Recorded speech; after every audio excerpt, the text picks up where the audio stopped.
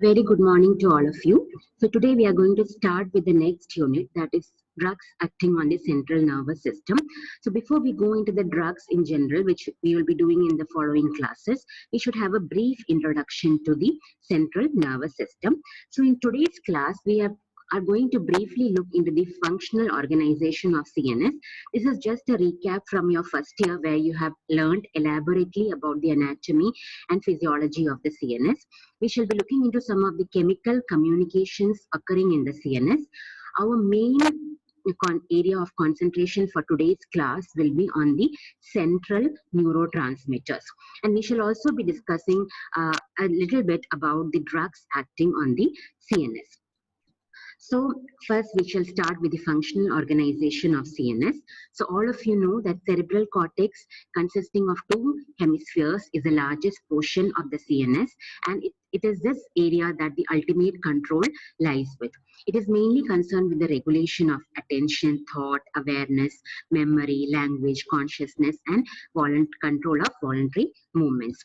Then you have got a limbic system, which consists of hippocampus, amygdala, basal nuclei, olfactory nuclei, and it is mainly concerned with the regulation of emotion, motivation, behavior, long-term memory, olfaction, and so on.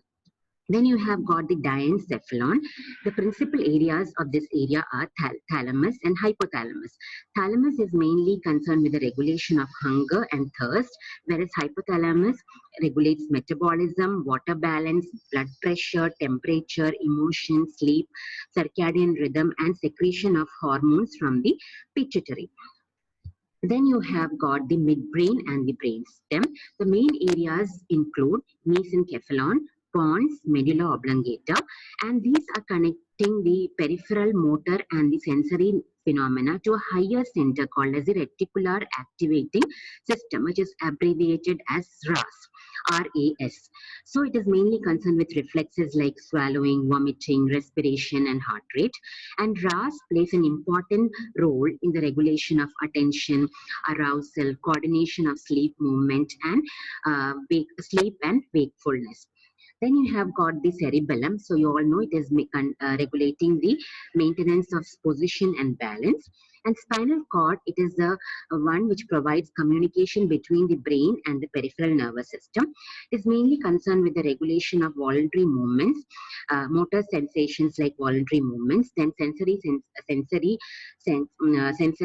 sensations like touch, pressure, temperature, pain, and autonomic reflexes like the control of heart rate, blood pressure, and temperature. So you will be during your chapters in the CNS, you will be coming across these terminologies, and so a brief idea about their function is essential for dealing with the drugs acting on CNS.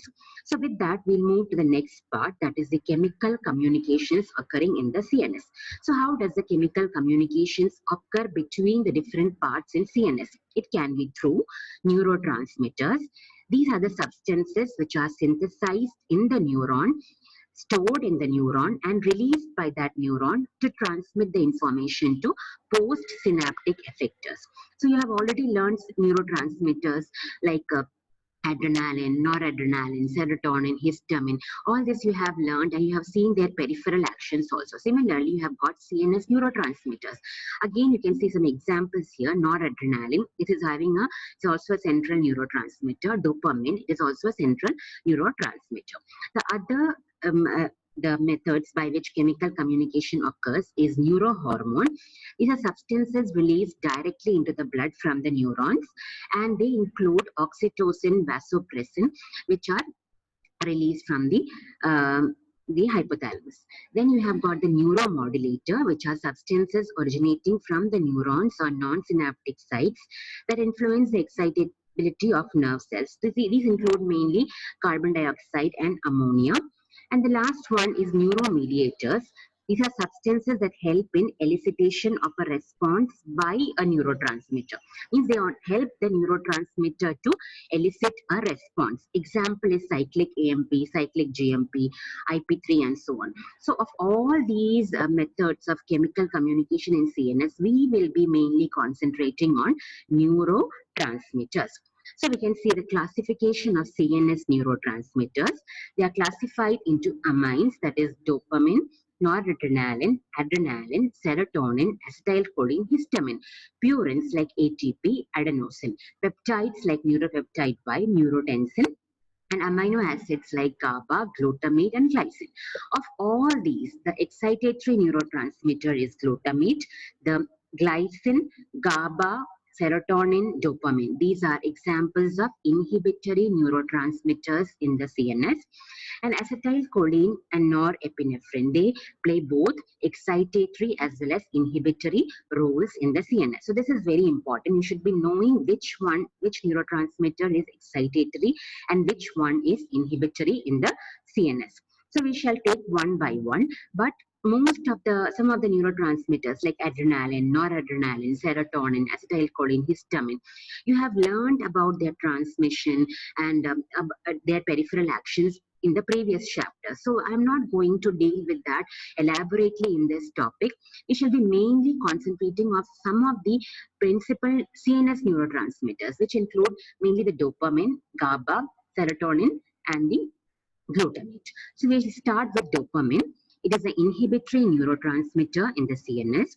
It is mainly concerned with the regulation of motor activity, attention, learning, mood motivation, and reward mechanisms. So some diseases of the CNS are associated with dopaminergic disturbances. I'll quote some examples here. For example, schizophrenia. It is associated with increased dopamine levels in the brain. And Parkinson's disease, it is associated with decreased dopamine levels in the brain. So we will be dealing with all these diseases and their drug therapy in the coming classes. So you will be seeing elaborately about their pathophysiology. In this class, I'm just giving an introduction to all these diseases. So then the dopaminergic pathways, just for mentioning, are of four types: nigrostriatal pathway, mesolimbic, mesocortical, and tuberoinfundibular. And you can see the decreased dopamine in Parkinson's disease is mainly affecting the nigrostriatal pathway, and you have more dopamine in schizophrenia in the mesolimbic and the mesocortical pathway. Then we see the dopaminergic transmission. This transmission you have seen when you were studying about the adrenergic nervous system also. So you can see dopamine is actually synthesized from the amino acid tyrosine by the enzyme tyrosine hydroxylase, is converted to L-DOPA, and then L-DOPA is converted to dopamine by DOPA decarboxylase enzyme. And this dopamine is stored inside the vesicles with the help of transporters that is called as vesicular monoamine transporter. And then it is released and it then starts acting on the postsynaptic effector organs, and there are receptors present. You can see the receptors D1 to D5. There are 5 subtypes of dopamine receptors, and this released dopamine will be acting on these dopaminergic receptors present on the effector organs and will bring about the respective action. Now, how does the termination of the dopamine action occur? It can occur once it is taken back into the neuronal terminal with the help of the transporter that is called as a dopamine transporter, DAT. It can also be metabolized by 2 enzymes. The 2 enzymes are MAO, monoamine oxidase, and COMT, catechol or methyl transferase. This is very important. MAO and COMT are the 2 enzymes which metabolize dopamine, and the metabolite is called as homovanillic acid. Okay, so this is about, in brief, about the dopaminergic transmission. Now, which all drugs can be targeting the dopaminergic transmission? So you have got antipsychotics which are used in a disease called schizophrenia, and these mainly block the D2 receptors.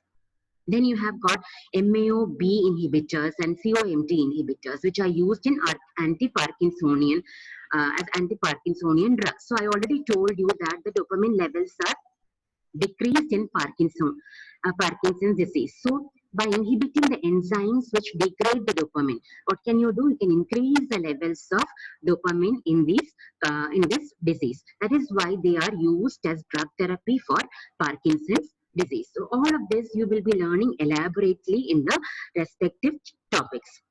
Then we come to GABA or GABA aminobutyric acid. It is the most important inhibitory CNS neurotransmitter, and it prevents the brain from being overexcited. So in conditions like epilepsy, there is a decreased GABA. So what happens? The brain cells might be overexcited, and that may result in seizures or abnormal firing of the nerve cells. That is what happens in the case of epilepsy. So again, GABAergic transmission, you can see the GABA is synthesized from glutamate by the enzyme glutamic acid decarboxylase. It is stored in the vesicles just like we had seen dopamine, and then it is released. And once it is released, it is acted upon by it acts on the receptors. We'll see the receptors of GABA later on, and the GABA is the action of GABA is also terminated by the reuptake back into the nerve terminal, as well as by the metabolism by GABA transaminase enzyme.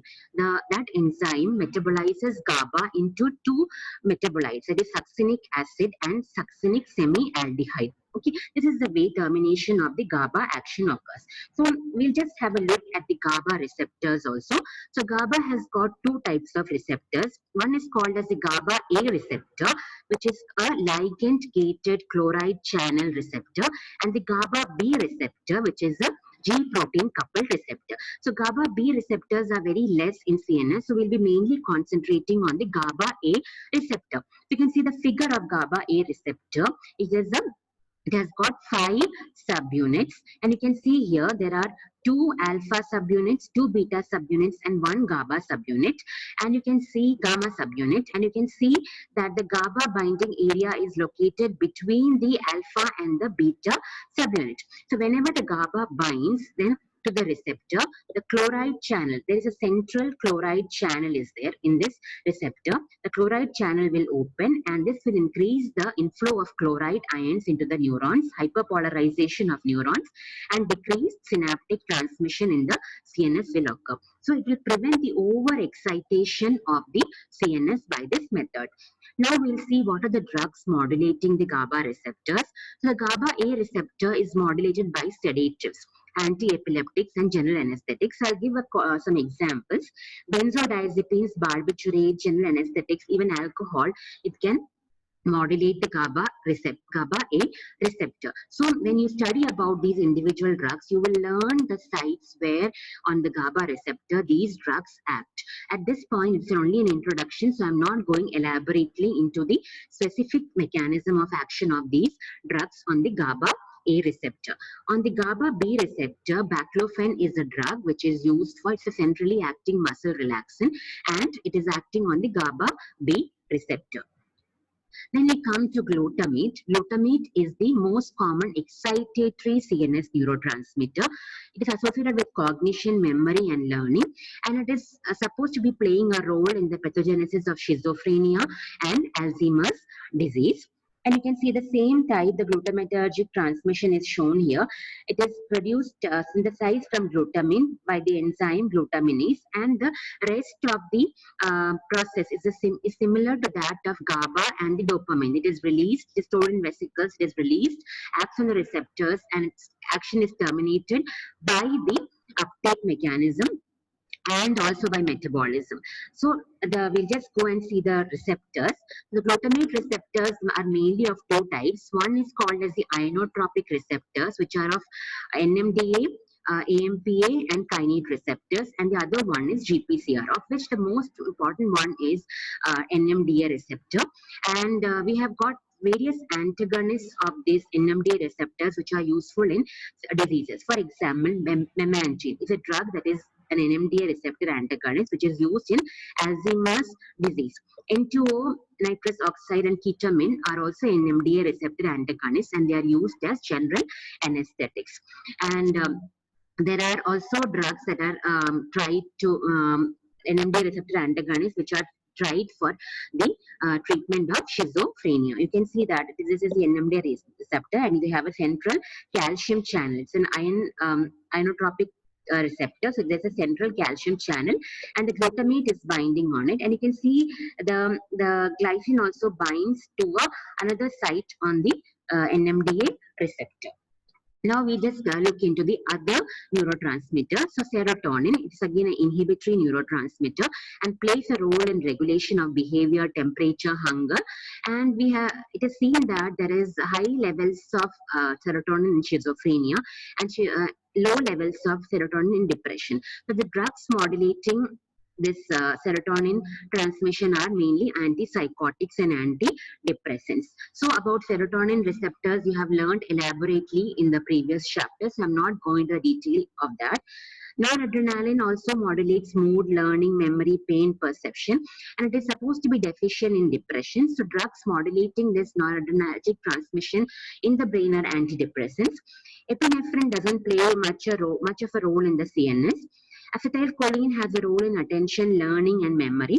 And it is seen that cholinergic overactivity is seen in Alzheimer's disease. So central anticholinergic drugs are also used for some diseases like Parkinson's disease, and you can have this is it's a cholinergic overactivity is seen in Parkinson's disease, and the cholinergic there is a cholinergic activity decrease in Alzheimer's disease. So please correct the misprint here.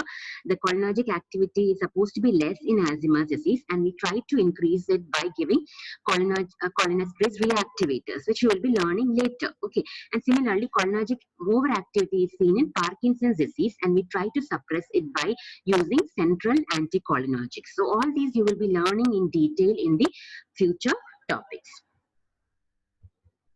So the topics that we'll be covering under the CNS in the coming days are sedative hypnotics, general anesthetics, opioid analgesics, anti-Parkinsonian drugs, anti-epileptics, and psychopharmacology. In that we'll be dealing with antipsychotics, antidepressants, and anti-anxiety drugs. So with that, we conclude the topic for today. So hope you all have understood. If there are any doubts, you can contact me privately.